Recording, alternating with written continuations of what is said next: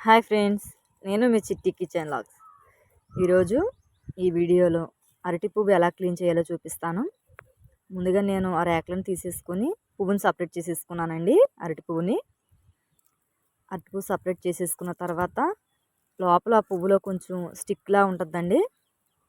ఆ స్టిక్ని వేరు చేసేసుకోవాలి. కింద ఒక ఆకులాగా చిన్న ఆకులా ఉంటుందండి వైట్ కలర్లో.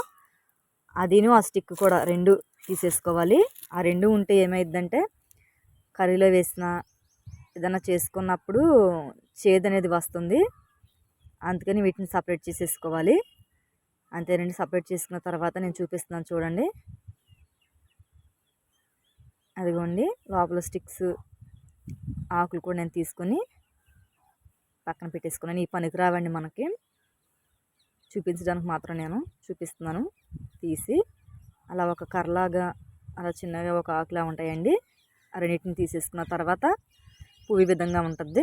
దీన్ని కట్ చేసుకొని మనం కర్రీకైనా దేనికైనా వాడుకోవచ్చు. మరి ఈ పువ్వు నేను క్లీన్ చేసుకున్నాను కదండి.